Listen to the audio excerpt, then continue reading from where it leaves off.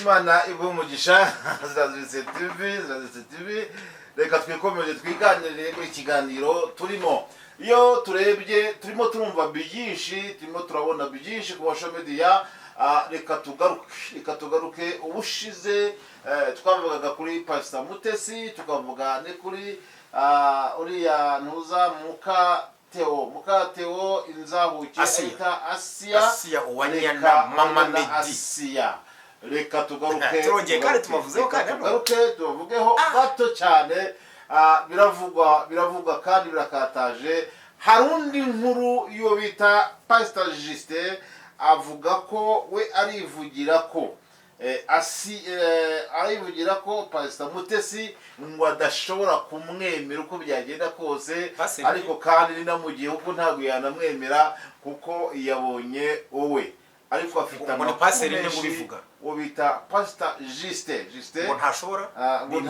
kwemera amwemera gute mu Pastor Mutesi amwemera gute ngo mu buye buryo kubera ko ashaje cyangwa kumwemera gute ntago ndavuga kumushaka yarakeneye kumushaka akabana murabo akanyujeho cyane Mutesi yakoze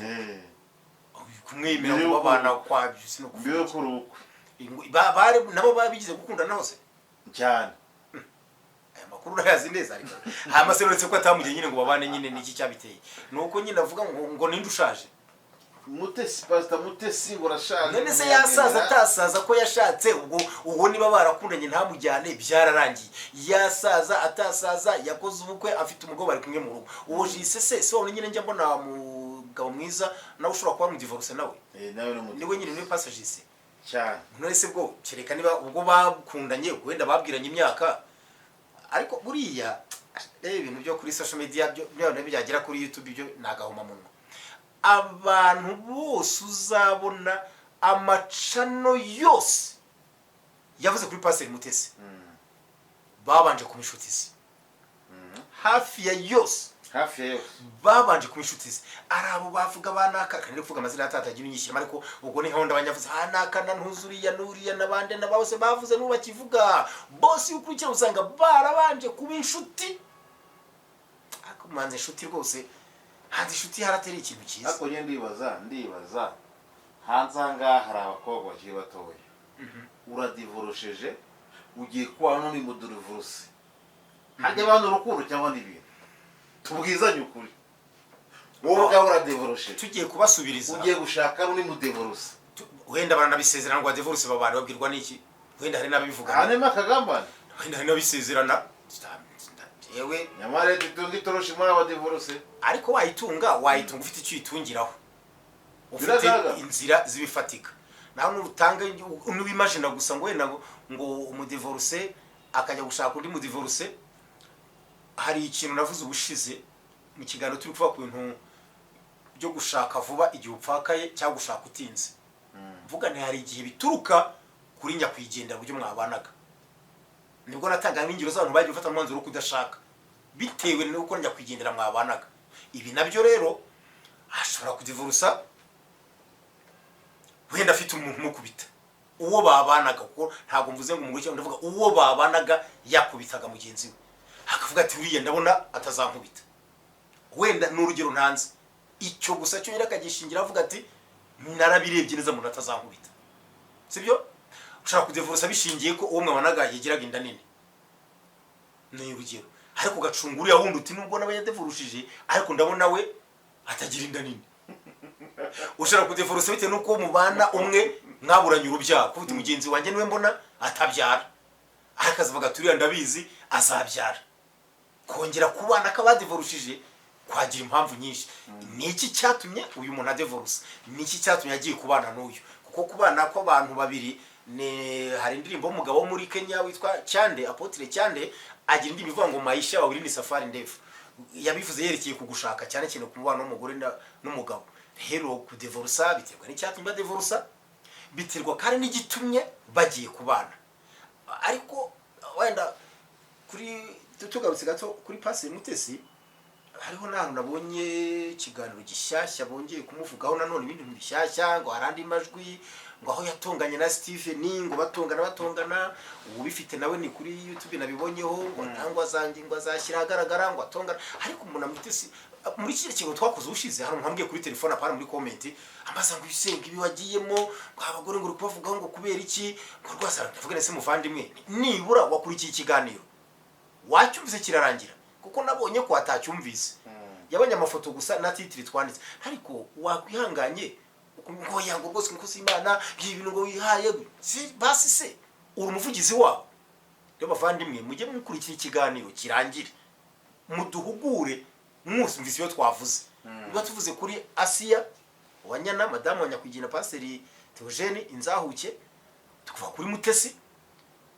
anabavuga ngo ariko ngo munezezwa no kubavugaho we none se nanjye mukore mujye kuri kamera mu mvuge mure ko ari ikibazo biravugwa oya nanjye ubwanjye mujye kuri kamera mu mvuge hari indirimbo ya Theo bose babireba ivuga ngo ikira abantu nibakuvuga ibiri byo nibitari byo kandi utarabibatumye ntibizakuze gucaho kuko ibyiza biri imbere urashaka no kuvuga ntago mbisabye simitete ko nibamvuga biravugwa ko umugore gukubita biravugwa ubigire content ubigire content nyine shaka mu debate mu bigire debate kandi kibutangaza muvugana n'abantu batanamuzi wenda bataranamubona kazi sana kibazo ubwiye content nerenganya vuze abishaka bazayivuga ibyo tuvuga juste ni uko abantu baba bavuze batavuze byose ntabyo twabona ibindi wenda ariko kandi ukindi kuvuga kuri Mutesi wanyana n'abantu bagira afite amateka hagati yabo no Justin na Steven nuko muri uyu mwandiko yabo bajemo nabindi kandi cyo twenyine kandi ntabwo tubivuga ariko ngo tubone views nkuko mutekereza tuvuze n'ibindi views zaboneka ibyo kuvuga birahari byinshi ahubwo tuvuga ngo twige tuganire dukuremo n'amasomo intego yibi ngukuramo amasomo kuri umuntu wa mbere twavuze bura twakuyemo isomo n'aba tuvuzeho turakuramo isomo aba babyeyi rero bombi Imana niyo kubasanga n'umwuka wera nzi ko bamufite ariko bakagira ibyo bahindura mu nzira mu gusha warambaje ngo nize nama nabagira narabivuze niba barabyumvise simbizi nabandi babyumvise anushiti zabo barabyumva ariko uko nabonye ngo batonganye numvisha ngo nitwa Steven ngo ashobora kuba ari niko nabonye ku yitwa Bosco Empire niho nabibonye ntanga abagabo nyamuna kandi nyiri yo channel yumve ko nta kibi namuvuzeho kuko nabibonye oya uriye we Pastor Claude yavuze ko iyo yumvishije umugore mwiza mu gihugu cy'u Rwanda ari muri Amerika ngo ahita atega indege akaza inde uko Steven ariko je nabuze n'ijambo umuntu tuzaganira akankora analiza kambwira umugore mwiza ni muntu ki kuko Salomo yarananditse ngo umugore mwiza ninde wamubona ngo karuta Marijane igiciro cyinshi umva Salomo ataramubuze ariko byaterwa n'ubwiza icyo bantu sava ngo yamubonye ngo ahita atega ibyo simbizi ibyo niba yabakunda agakunda abagore beza hakamenya no kubareba hakamenya no kubasanga akagira n'ubwo buryo ntayo matike aha namubwira ngo hari abantu bakoze groupe ngo bakora groupe yo komisiyo n'abagore beza badafite abagabo boro ngo barimo bakomisiyo bose n'abadafite abagabo ubwo n'abafite abagabo ubwo bari komisiyo nabo neri bahangariwe na Pastor Mutesi nkahise turigorogota sakina z'amanywa ngo niwe ngo ukomisiona abagore badafite abagabo beza akabahuza diaspora akabashingira akabahuza nyine bagakundana bakamenyana bakabana nese Asia na Steven babanye yari yabahuje se nabo yari komisiyoneri wabo ntibakiriho se wenda bese ntibariho baracyariho bombi ahubwo ibyo bintu rero iyo groupe nibihari rero n'umuvari turi kuganira no bivuze nge ntabwo ndayibona nta makuru yabyo mfite nibihari koko Mutesi akawe muyobozi wabo akabazi kureba abagore beza aho bari badafite abagabo akabahuza nabo bakundana bakabana Mutesi hejuru none urajya ngo ndamunenga iki umvise amagambo mvuze niba iyo gurupe ibaho y'abakomisiyoneri bataranga amazu bataranga imodoka baranga abagore baranga ugira neza niho baca simbizi kandi bakaranga abagore badafite abagabo bakabahuza n'abo babana iyo kuba banakomeye ubwo se bamenya n'abari muri Esipanye n'abari mu Misiri nabo mu Rwanda gusa diaspora aho bari mu bihugu bitandukanye baba babahuza n'abagore b'abanyarwanda muri iki kibazo ni iki n'abagabo bundi bakabana hari ikosa ririmo dufite komisiyoni baranga amazu bakanabyandika ngo turanga amazu turanga imodoka dutanga akazi turawuduza abakozi n'abakoresha niba ibyo bintu hari babikora bakabikorana bakabana rero ikibazo ni iki ahubwo nibabyerure bunyine ubwo nibakurikira iki kiganiro baramenya ko ntirenganya bahaye igitekerezo ngo mubishyire ahagaragara leta ibateye inkunga cyangwa muguze muri banki president umushinga bashobora kugira rwo kuzisenya kugira ngo ntuza yabamare baba bafite imishinga ibiri icyo nge numvise uvuga nuko ngo babahuza abagabo bakabahuza bakabana ubwo nafite kandi kugeza ibyo turi kubona kuri tere ni ibyabo bahuza ntabyo baba batanya ingo byo ntabyo turabona icyo turi ko ari Pastor Mutesi atangira kuvugwa yari atasezerana n'umugabo afite bari kumwe uwanyanasiya uza muri uyu mwandiko nta mugabo afite n'abandi numva bagenda bavugwa bose abo abanyanasiya abigendamo ko ntabwo uri umudevurusi yapfuje umugwi ariko kimwe cyo nta mugabo afite urumva nta mugabo afite ariko wavuze ko ari abadafite uretse gato passport birimo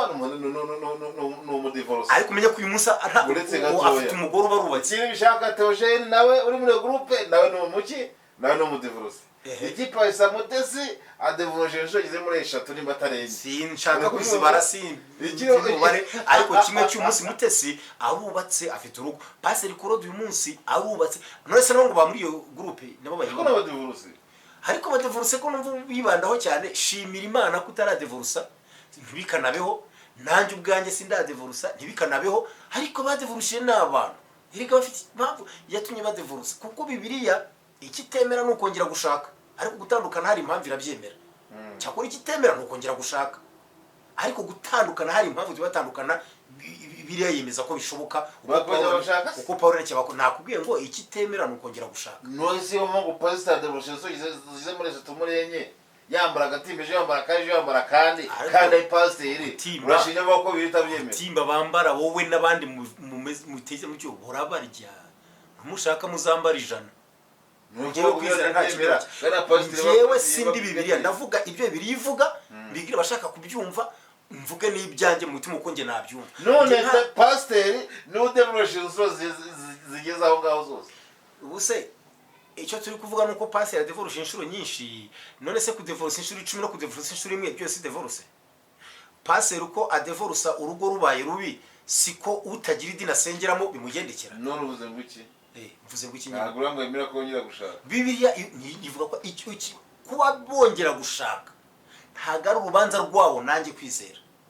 ni ikibazo kiri hagati yabo na Bibiliya n'Imana basenga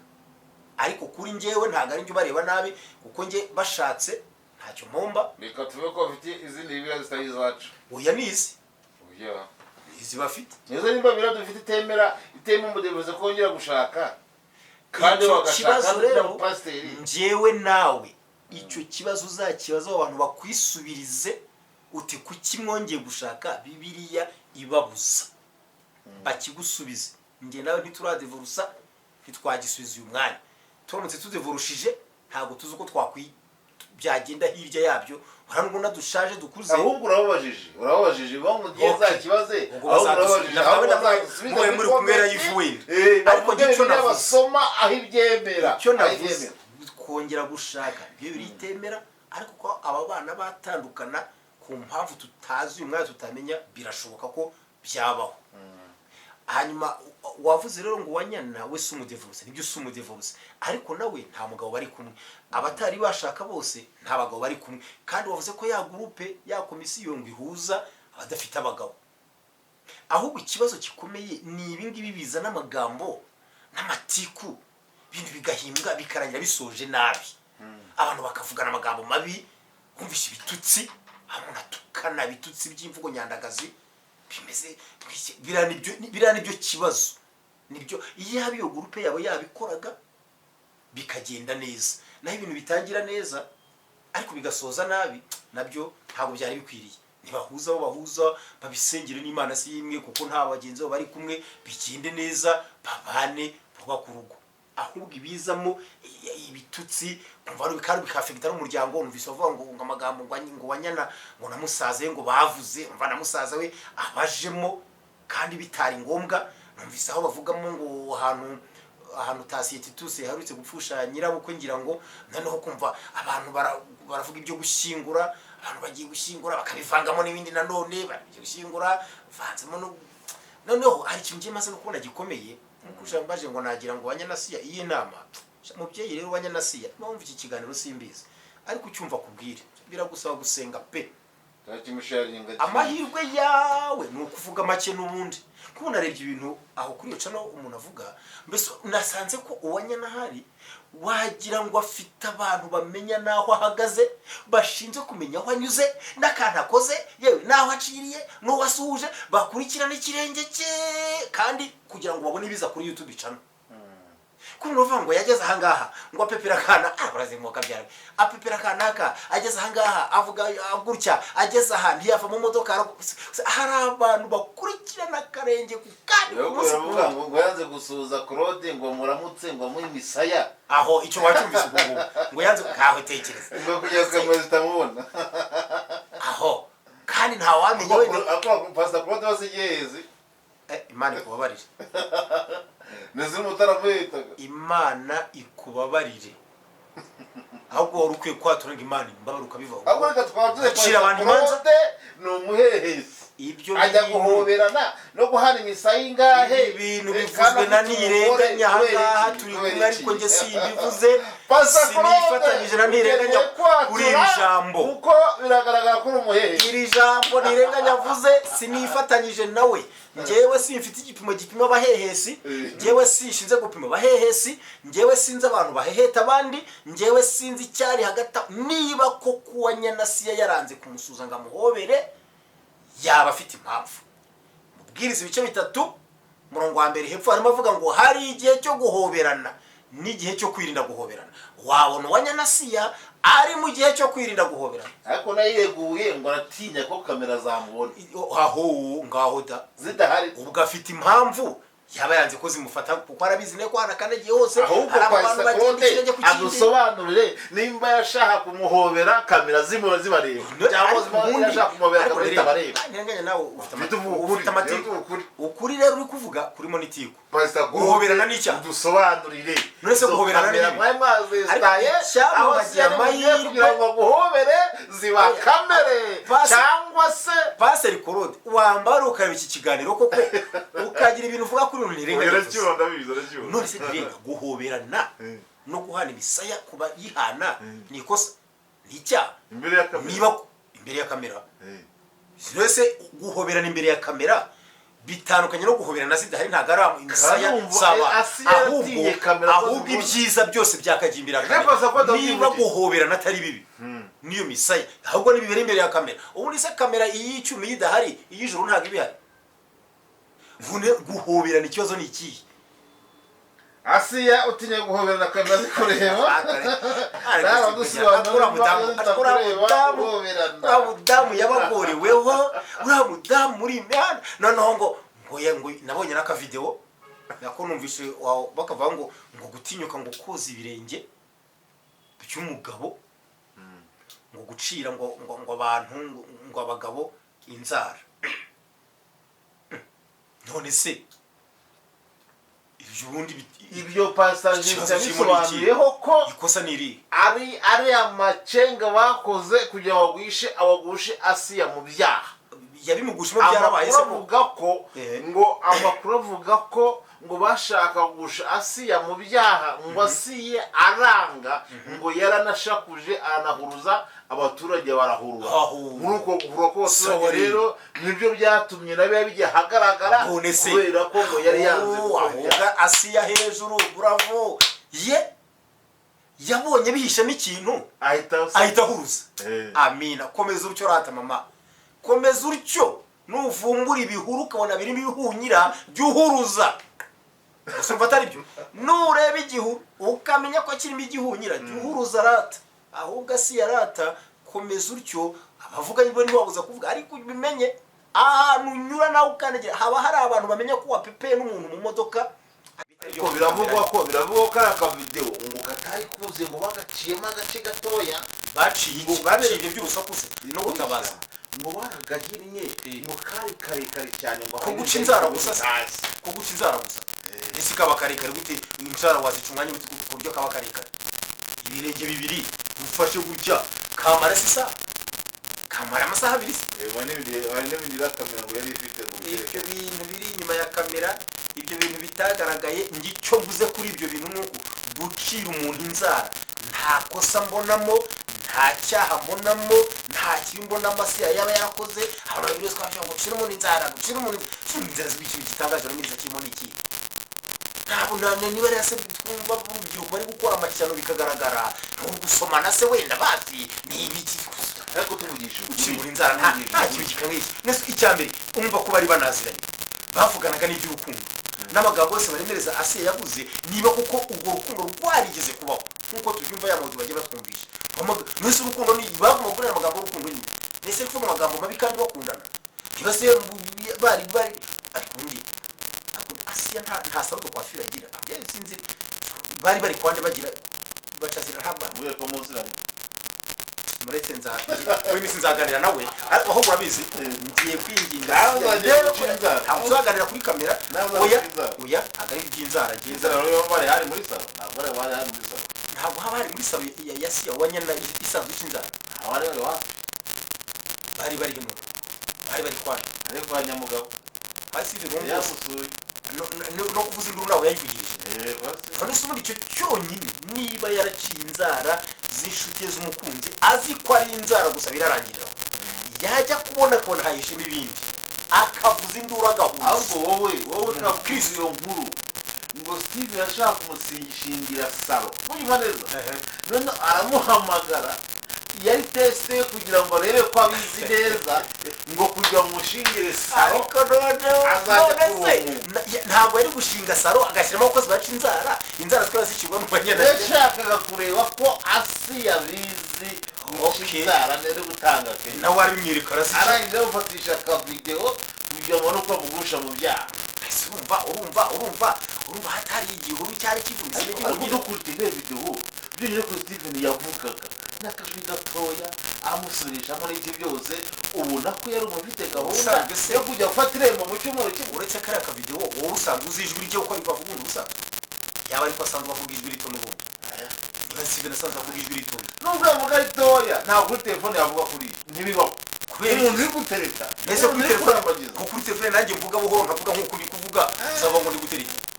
njye nanga n'umuntu uvuga cyane kuri telefone umuntu uvuga oya kuri telefone uvuga wowe kuko ubwira arumva nta mpamvu uretse wajyaga avuga cyane nk'uko turi kuvuga hano turi mu kiganiro ntabwo ndi kuri telefone ari umvuga ariko reka nkubwire ubundi iyo mubona byose twavuze byose aho twahereye uwadushakamo ibyaha yabibona n'uwadushakamo ibyaha kujya mu mategeko wakoze ibyaha twebwe twaganiye nk'abere n'abaziranenge tumeze neza ariko uwumva icyo ashaka kuganira n'ibyo byose byabaga ari byiza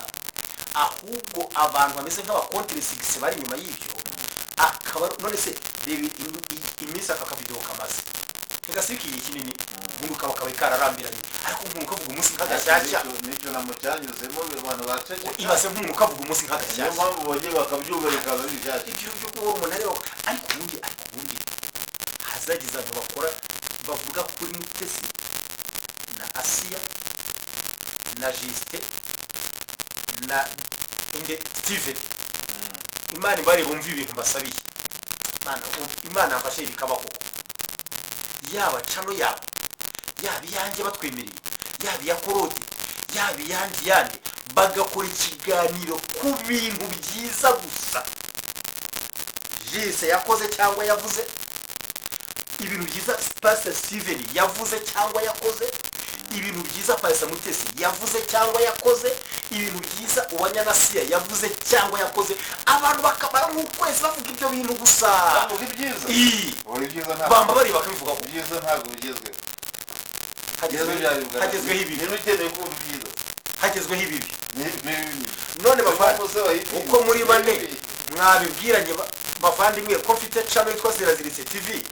mwamba bari mukazanyera ikiganiro kivuga ku byiza mwagiye mukora gusa. Birahari ntabi abantu bavuga ibibi gusa, bagenze gutya barabyi ntabyo bakijije. Iyo groupe gira neza aho kuvuga ngo shize gukomisona abagore, nta bintu byiza yaba yarakoze. Umutesi yabayeho mu bintu bibi gusa mu bagabo gusa. Ubu nta bantu Umutesi yambitse imyenda, nta bantu yagabuye, nta bantu yishyura minerivare, nta bantu yishyuriye amazu. Mwaretse tukavuga no kuri ibyo. Nawe yabatije Pastor Justin atega indege agiye kureba abagore, nta ndege yateze agiye gusura abantu, nta tike Steven yaba nta rugendo yakoze agiye kugira umuntu neza, nta rugendo yakoze agiye gutabara. uyigize gusoma inkuru ze muri Antenaye, nta mamiliyoni yakoresheje Antenaye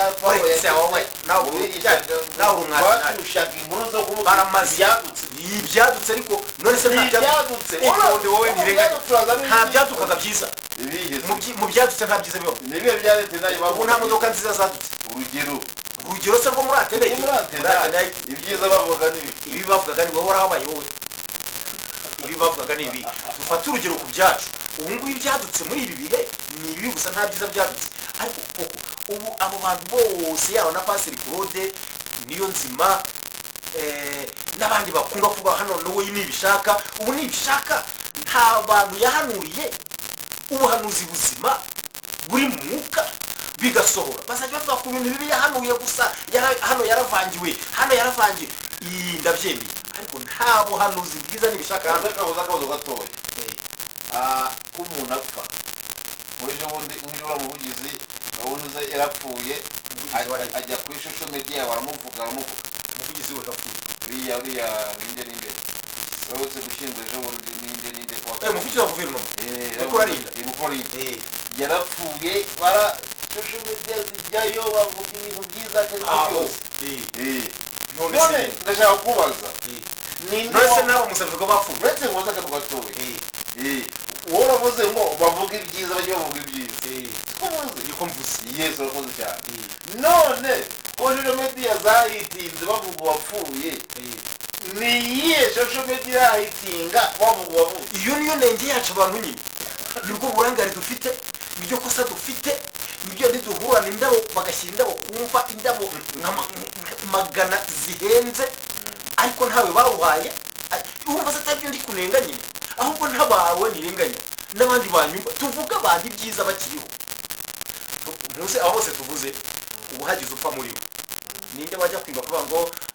rwose uyu muntu ngo yajyaga yitwara nabi kuri social media, ngo yavuze ibi n'ibi, ngo yatwaye abagabo, ngo yatwaraga abagore? Ntawe wabivuga. Ubwo bigaragara ko nibyo tuvuga biba birimo n'ibinyoma.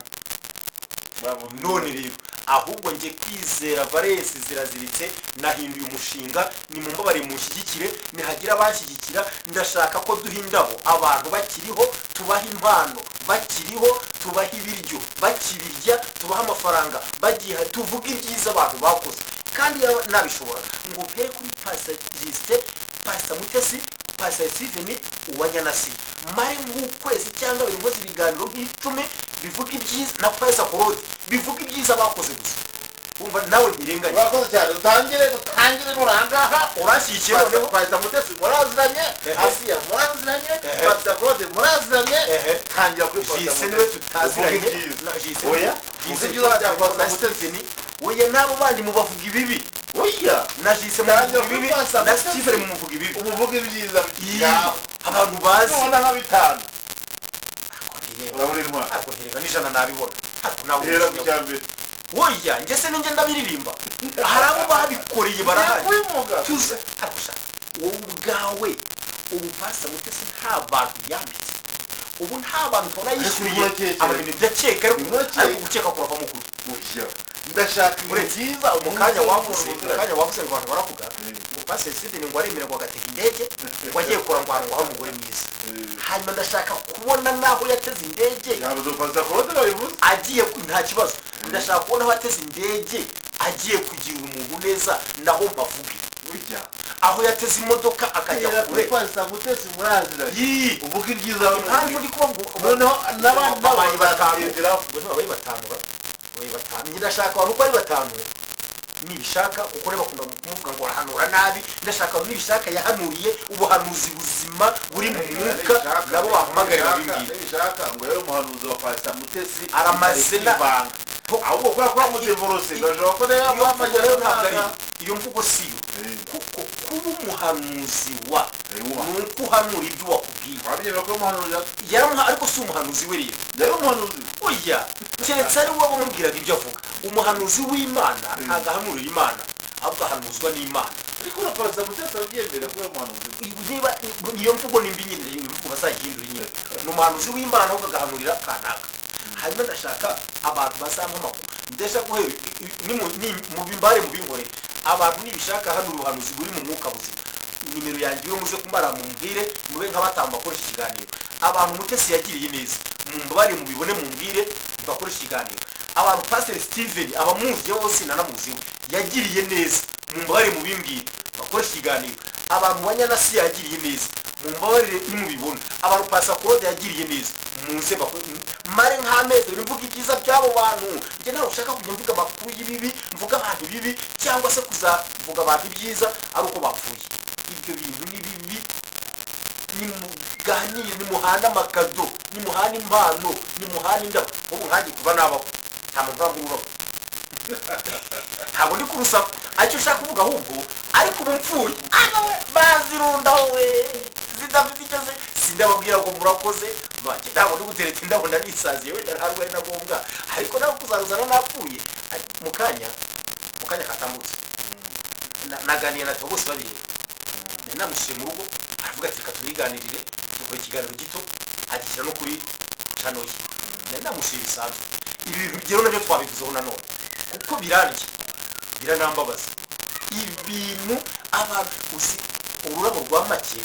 ngo bari bunyumve ku macana abiri nazivuze baremera ko bimbya koko urwa make rushobora ko ari 10,000 iyo bashyize indabo 50 kumva biba ari 500. ese nta buryo birantu 10 byakusabwa mu mwanya wa ziriya ndabo 500 bigafatwa bigahabwa abantu nyakwigendera sese aho gushyira indabo kumva zirahita zibura mujya kuhava zahunze zatagira hanzira byajya bicamo banyakubahwa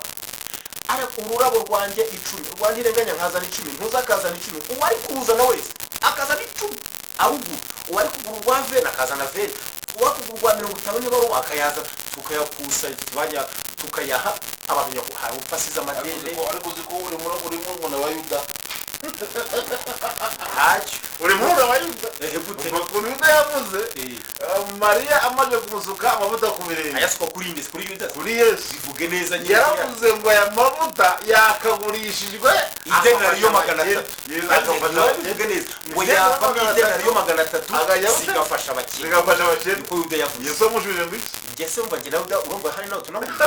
hano sano rani Yesu navuze ngo niba turabanye muhorana iminsi yose aribo ndi kuvugira abakene bapfushije umuntu bagize ubukene bw'umuntu upfuye none n'ibindi bigiye kuri nyakwigendera baba niduhora n'iminsi kandi jewe ntabwo ndi kuza na Yuda ibyo yageze n'agashyari kuko ari amavuta asizwe Yesu ariko njye ningira ishyari ry'ibigiye kwangirika ishyari ry'ibigiye kubora ntabwo ari ishyari ahubwo umushinga reka tuvuge gutyo kubera ko indabyo bazishyira n'ubundi zikaba iminsi ibiri oya tuhava zatangiye kwangirika ahubwo bajye bazitera bajye bashyira agataka bazitere zigume isororo kubashyira amakaro uzaterayo barashyiraho itaka hejuru batera indabo zigume dore umushinga wanjye ningira umugisha nawe ugafata nuko ari iya 10 ayo kugura ururabo yose bashyiraho umushinze kuyakira bayakusinye bayaha abantu banyakwigendera ati izi ni indabo twari gushyiraho ariko muyakire muyakoresha ibindi bintu indabo zisa kwigira basigaye mu bantu iki banyakwigendera basigaye mu bantu sawa maze wari nongera kumusuhuza nyuma sha nakurahiye hakaba hari singubi wanyanasiya uzamubaze niba hari ikimusuhuza unyujije umuntu ngo yari afite amafaranga menshi nanjye abwira abana batuze mw'abana mwanjye ndashaka kubagabanya amafaranga mfite ngo umwe musinya sheke amafaranga n'indi ngo barangije bose abo aya nisigarije uri kubyumva neza muzanyakingurana byari ndayibahaye murabisigaranye ariko nisigarije nimfa aya mafaranga nzamuruka bikuzimu umusaza azapfe rero barangije bati yavuze ko amafaranga ye zamushingwana noneho barabisiganira umukuru baratekereza ariko reka mubwire ku munsi ko twebwe dusigiye amasheke tukajya kumutira twebwe twasinye sheke yabanone ziri ku ikote akashyira mu ikote yambaye akamunuka yagerayo n'imbaraga bakamutira basi ubona ko kari agaciyemo ni agasigamigani nako birumvikana nyine ko aho tujya iyo bamuhambana n'amategeko nuko nyine ari igitekerezo wagize abikora amategeko akamenya babana amafaranga ntabwo ari umuntu oya ntabwo ari umuntu nta muntu ugira amafaranga reka nta muntu amafaranga ari igihugu ikizakomeza ko atarayawe uzasoma ibyanditse handitseho ngo iki banki nasiyonali nta muntu amafaranga asaya naka nta muntu ugira amafaranga ko ntawe uyakora ntawe uyahinga ntawe uyasarura amafaranga ni aya banki ni ay'igihugu icyo gihe uri kwica ibirango by'igihugu ahubwo abantu bajyana amafaranga muri banki barayakora gute nyine gendisha kuya nkoreye amafaranga uyahawe nande ntawe nande urabona kore yayakuyeho uyaguhaye yayakuye uwagenda akurikirana yasanga source amafaranga ari tuyisiremo abatwumva njyewe nkoreye amafaranga ndayabonye nyajyanye muri banki none amafaranga ngo na ya banki ngo na ikibazo nkubaza uwakurikirana intandaro y'abantu akagenda kubisekuru hanyuma yazasoreza ni he ukubizi wowe kubisekuru uko bavuka bakomoka hanyuma yazagira ni he ibyo simbizi urabizi nuko ubwo ntabwo gushyikira byazasoreza kuri Adamu bigite bisoreza ku Mana ariko nibura mu buryo bw'abantu ku Mana bagiye mu mwuka mu buryo bw'ibigaragara byasoreza kuri Adamu sibyo ubu wakurikira umugezi akawukurikiraho uturuka muri Nyabarongo iyo mu Rwanda hano ituruka ku migezi ibiri uwitwa Mwogo n'uwitwa Mbirurume niyihura ikabyara Nyabarongo hari ahantu igera hakajyamo na Mukungwa ikarushaho kugira ingufu ariko intandaro yayo ni utugezi tubiri kitwa Mbirurume kari hafi ya Kivu na Gikongoro na Mwogo kava muri Mwogo nyina Gikongoro urabyumvise nibwo buhoro ukabyara Nyabarongo niyo mvo n'imvano ya Nyabarongo uwakurikira amafaranga yandi wakoreye boss akayaguha boss akagaragaza aho yakuye aho bagakomeza kuko surusira hari ni muri banki ntandi bisoreza ariko banki agera ku bantu avuye muri banki iba yananditseho ngo banki nasiyonali zana inote notso ntirenganya wayikoreye wayirushye ariko si yawe wowe se urayigumana ubundi wowe yibonye urayigumana ayo wabonye ufite nyereka amafaranga watangiye kubona ukiri umusore wabitse mu nzwana ariko nshatse nayagumana nyereka nyine aho watangiriye kuko ari ayawe uyisasuka yosa zana yo watangiye nibyo rwose yes aha niyo ntabwo amafaranga rero ni ikintu banki yakoze gisirikira hagati y'abantu kibahuza kibaha ibyo bakeneye gihora muri ibi ngibi gusa gihora kizenguruka kibaha ibyo bakeneye ariko upfuye agisigaho upfuye kagisigaho upfuye gisigara kwa nyiracyo re nuko birangira ndateza ko turi hafi ku musozi abahanga bazi ibintu rero bazabyarike muri comment badusobanurire ngereze ko amafaranga nimba afite arayanjye nta muntu ugiye amafaranga none wapi azazisa tuvuge ko nta muntu ugiye amafaranga ara ya banki na ya banki na y'igihugu yabitsa munyeshubije aho yabaga buryo umara kose undi akayajyana burya nawe ashobora kutagumamo undi araza akayajyana uzari ujya no kubikoza bakaguha inote bishaje byazanywe n'undi nabyo niyo muvumo no ku mafaranga ahora apo abashaka amafaranga n'abajya bajya muri banki bawe yarimo ugiyemo bayasangamo aho ikibitangaza ubu umucuruzi uraracuruje miliyoni 100 ntaza ari burarani zirara muri banki we ntaza ari burarani zirara muri banki nari kuri momo tuvuga ngo dufite amafaranga urayafite koko ni momo ni yawe ariko uryo hari uwashaka yakanda ahantu kuyabikuza ntibikunde na banki wajya nayo banki nayo burya banki ishatse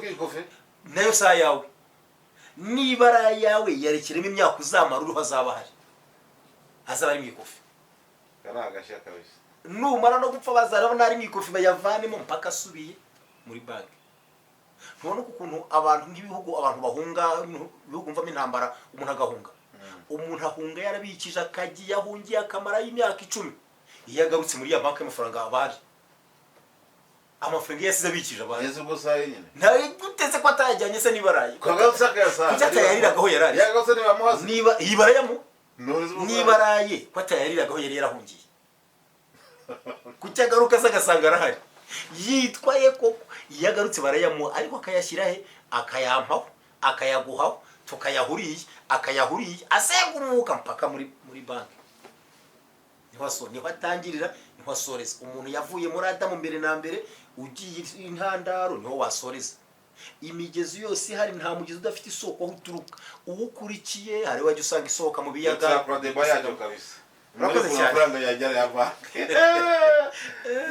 niba ari ayawe nyerekayo wafashe mbere na mbere wabizi nyamara umwenda wambaye mbere na mbere washoboraga kuwubika n'umunsi ukaba ukiwufite umwenda wambaye ukitangira kwambara iyo bishoboka wari kubikwa rwose ukaba ugihari n'uyu munsi ariko amafaranga reka hari nayo ufata mu gitondo saa 9 ntukiyafite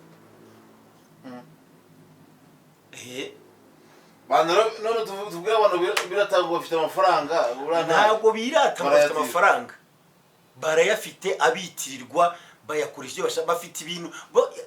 ishema bafite nuko bafite icyo kintu cy'agaciro kibahesha ibyo bakeneye noneho wenda hakaba hari abadafite icyo kintu cy'agaciro n'urupapuro rw'agaciro ruguhesha rwahawe agaciro n'abantu utazi udahari baruha agaciro gatuma ubona ibyo ukeneye ubona umwenda ubona inzu ni urupapuro rusirikira hagati y'abantu bose umuntu uzakoza mu mafaranga ni iki uzavuga ngo ni urupapuro rw'agaciro ruguhesha ibyo ukeneye ruzenguruka hagati y'abantu rubahesha ibyo bakeneye ntabwo byoroshye cyangwa ni ikintu cy'agaciro wenda gusa uvuga ngo ni urupapuro ni ikintu cy'agaciro kizenguruka hagati y'abantu bose kibahesha ibyo bakeneye reka tugaruke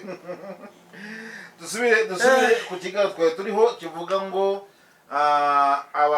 abantu bazi neza ibyo abagabo n'abagore babakoreye byiza bahawe ikaze kugira ngo muri Ziraziritse TV twiyemeje kwamamaza ibyiza na Shalom TV yabyemeye ariko Ziraziritse tuvuga abantu byiza bakoze yashaka byibuze ibintu bitatu Pastor Mutesi wigeze kuba ngo yagutumiye akaguha agatuti akaguherekeza neza urakabivuga warabimbwiye urakabivuga ira kuri none urashaka ibindi wongeraho ibindi none se gushaka bitatu niba yarantumiye inshuro 3 ubwo bitatu ntubibonye wakongera n'ibindi oya bizanje sinshaka ibyo mvuga nubwo bihari ndashaka bizavugwa n'abandi ingiye ubwanjye Arasiya wanyana yewe mfite ubwoba bumeze gutya ko nta bari bubone Mutesi nawe yawe yaragucira inzara ikibazo kiri aho yaraziciye ikibazo kutabivuga aba yaraziciye ikibazo cyaba ari iki nta kibazo wifata uko ubyumva nuko ushaka guca inzara umuntu si ikosa si icyaha aho yaraziciye ntacyo byabitwaye n'uwanyana nawo umuvuga wenda n'abandi ishyaka zaraciwe n'akarere ubwo nabangira nyinshi wenda cyangwa ndende hasi ariko nge dore icyo navuze muvandimwe kandi kimbabaje mu kuri kuba abantu bavuga ibibi gusa aho umuntu yapfa akaba bavuga ibyiza ibyo bintu birahabanye ni abantu nibemeranye nanjye tuvuga abantu byiza bagihari tubashime hari ibintu wenda abantu bakora kuvuga ngo abantu bajya gufasha abantu ngo bakifotoza cyo kore wenda byo ahubwo cyo kora ubikoreye ni na mpamvu nahamagaye ababikorewe ntabwo nahamagaye ababikoze ngo baze kubivuga oya ndashaka umuzambwira ati Pastor Mutesi yankore abantu 5 nkababona kandi navuze abo bagabo 3 ntubakureho Pastor Juste Pastor Claude Pastor Steven na nibishaka ubwo ni bane ahubwo ngira ngo ahari nabare bagore 2 Pastor Mutesi n'uwanyanasiye ibi bintu abantu maze iminsi bavuga ngo mwaratereswe mwagiye mu bihugu mwaciye inzara mwariye amafaranga y'abagabo ndashaka navuga ni byiza mwakoze aho bavugiye ibibi nibi bibi byaratumye n'amashara n'amaviews aboneka ni byiza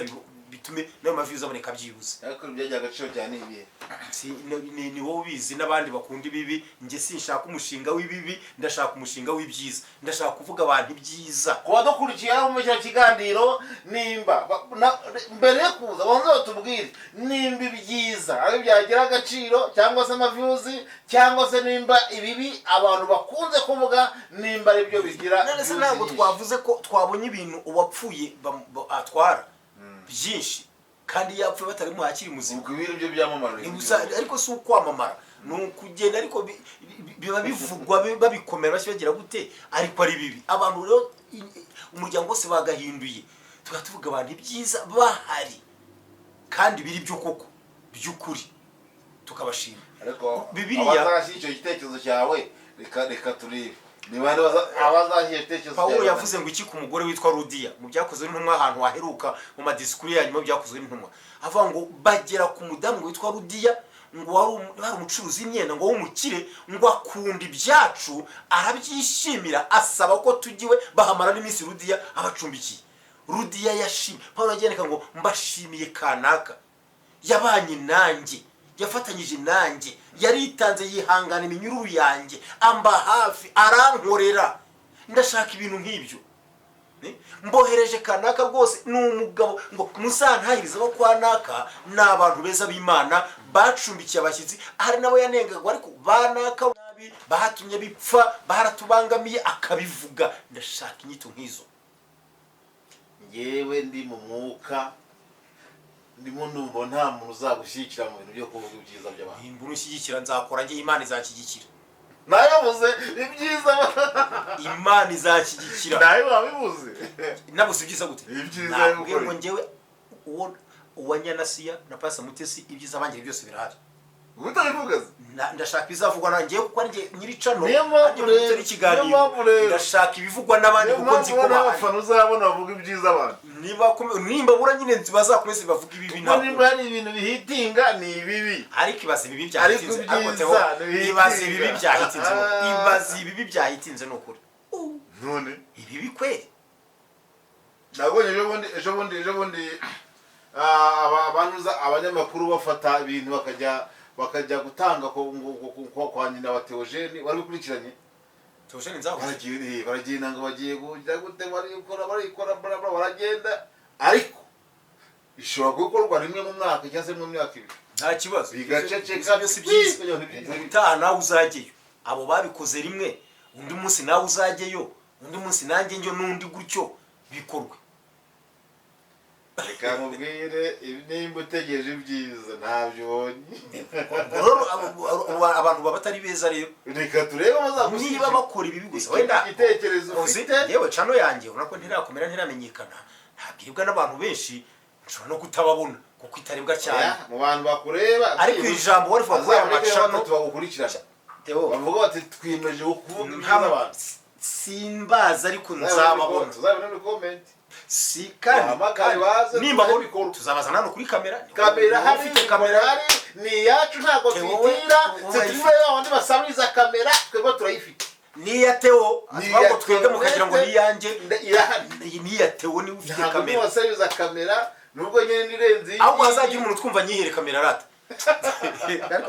nabonye bavuga ngo ibyo bintu ni bibi none ndabivuze ndicaro nabonye ni yera ariko ntacyo muzafata uko mushaka umuntu uzabishobora atazanyihere kamera noneho nge nkora ibiganiro nanjye ntuje nteka ariko Theo uyu nguyu ntabwo yako dukorana aramfasha bigenda neza Imana imwe n'umugisha ariko nanjye mazagira unyihera kamera murifite muri mwebwe azayime n'utu mikrofone twayo n'utuntu bigendana kabisa Imana izagumugisha uzazamuye cano yanjye rwose nayikomere nayimenyekane mu macano azwi kandi afite ikintu amariye abanyarwanda ni no mbasaba ngo muri comment mujye muna rero ku bakunzi badukurikira isako yindi reka dufashe icyemezo hamwe na Zirazitse TV cyangwa se hamwe na Kwizera Valens yo kuvuga ibyiza abantu bakora kuruta kuvuga ibibi kubera ko turimo turabona abavuga ibibi bahitinga, ariko kandi abantu bavugwaho ibibi baba bafite n'ibyiza bavugwa. Reka rero hari abantu Pastor Mutesi yasengeye barakira, hari abantu Pastor Mutesi yabatije, hari abantu Pastor Mutesi yafashije, hari nawe yambitse, hari nawe yishyuriye amazu, hari abasezeranya, nuko ariko reka tuvuge ngo abo bantu bazi neza ko Pastor Mutesi yabagiriye neza, turabashaka kugira ngo twamamaze inkuru z'ibyiza. Reka tugoroke kuri Pastor Claude, nawe hari abo yagiriye neza nubwo agenda yivangavanga, ariko reka tuvuge ngo abantu yaba yaragiriye neza, turabashaka kugira ngo babamaze ineza ye. Turashaka kurwanya ikibi dukoresheje icyiza, kandi reka tubabwire ngo ni karibo, imiryango irakinguye. Tuganyanasi yamuvugemo kuki bavuga byibira ntibavuga abana bo mu nzawuke yafashije yagiriye neza, babavuge bazaze tuganire. No Pastor Steven bavuga bivuga ngo atega indege ngo akagenda ngo agiye kuri umugore, oya nge ndashaka aho yateze indege akabagirira neza akabagaburira, kuko birahari. Aho yateze imodoka akabagezaho ibyo bambara akabasura, birahari, nabo bangireho. Ndashaka abantu nibishaka yahanura ubuhanuzi buzima kandi buri bwo bugasohora. Nibyo mwese mungereho dukora ibiganiro by'ibyo bintu. Murakoze cyane. Kwa dukurikiye rero, urubuga rurakinguye, amarembo arakinguye, wabyandika muri komenti, waduhamaga kabuti jewe abantu birirwa bavuga ibibi ngewe nzi byiza byabo. Tuguhaye ikaze, tuzaguha umwanya uvuga ibyiza bakugiriye. Ahari wenda wafashe imitima yabo imagenda ishegeshwa, hari ukuntu byagenda. Bari gumugisha rero, tugaruka umusozo, reka dusabe mutumirwa wacu nimba hari ashaka gutangaza, reka akivuge mu minota mike cyane kugira ngo tugane ku musozo w'ikiganiro. Icyo nababwira ni ikivuga ngo mukundane. Yesu aravuze ngo mbahaye itegeko rishya, mukundane nk'uko nanjye nabakunze, ngo nimukundana niko bazamenya ko muri abigishwa banjye. Gukundana ni itegeko. Kunda buruta, kunda bakuruta, kunda burusha ubukire, kunda bakene. Dukundane, nta kindi turebye, ngo nidukundana nibwo bazamenya ko turi abantu b'Imana. Nimukundane, nibyo tegeko rishya Yesu yatanze. Imana ibahe umugisha. Wakenera kumvugisha nimero nasivuze mu kiganiro hagati, ariko nabyo renze ivuge wenda ni 0788 22 22 14 0788 22 14. Iyo nimero kuri WhatsApp. Byose nta kibazo. Mwene somo Kristo Yesu kwizera Valence ziraziritse nakagaruka. Reka mbasengera Imana. Tugaruka ku musozo, utarasenga abantu barimo barinjira mu minsi ya Pasika, dore ko twatangiye kwinjira mu cyumweru cya Pasika. Niki wakumbuza abantu kugira ngo bashe kwitegura? Ndabakumbuza kuzirikana no kumenya no kwibuka urupfu n'izuka bya Yesu Kristo umwami wacu. Pasika ivuga iki? Pasika ni ijambo risobanura ngo kunyuraho. Ubwo nzaza kunyura, umumarayika murimbuzi naza kunyuraho, aho azasanga icyo kimenyetso bazarokoka. Ni ijambo risobanura ngo nukunyuraho. Ni igihe Imana yazaga kunyuraho, niho bitangirira mu gitabo cy'itangiriro. Iza kunyuraho mu gihugu cya Misiri kugira ngo Abisirayeli barokoke, kandi bikavuga ko n'abari abanyamisiri n'abanyamahanga bamenye rire banga ry'amaraso bakarishyiraho, nabo marayika ntacyo batwe. Bisobanura ngo umuntu wese yemerewe kwizera amaraso ya Kristo Yesu, yaba umunyamahanga yaba mu Isiraheli wari wese yemerewe kwakira amaraso ya Kristo Yesu. Ndetse muzajya cyangwa ko kunyuraho murungo bivuga ibi bintu rero. Ugiye twamaze gukorutira ikiganiro natanze na nimero, nari ngiye gusenga. Iyo debaka tuhe muri iki cyumweru tuzayikore, noneho ari nshyashya tuyitangira n'izatuyivuga. Pasika ni ku cyumweru nejo uzambwira inzazi. Yatwemeye ko gazaza akatubwira Pasika. Urakoze cyane. Sengera abantu mwiza neza. Natwe twese turi mu ijuru, izina rye ryubahwe, ubwami bwawe buze, byushaka bikorwa mu isi nk'uko bikorwa mu ijuru. Ndagushimye kuri kumwe natwe Data, ndagusabye ngo jewe namwe ni Data, aho twakirana muri iki kiganiro utweze amaraso ya Kristo Yesu, atweze ya maraso yamenetse rimwe gusa akeza bariho icyo gihe n'abariho ubona bazabaho, ya maraso avuga ibyiza kuruta ya Beri, atweze tubonere. None uva iki kiganiro ndamusengeye ngo mbaraga z'Imana zibane nawe, kandi Data gusenga kwanjye koko guce mu mareyo tutareba, gukiza indwara yumva iki kiganiro, gukureho ikibazo icyo ari cyo cyose byose ibyari bihinduka ibyiza hamwe no kugusenga kandi umugisha aya macano yombi tugirirwe neza rero data turakozwe dufasha muri byose biherekezwa imbaraga z'umwuka wera mu izina rya Yesu Kristo umwami wacu amen. Imana iguha umugisha Murakoze. nakagaruka ejo azagaruka. Amen.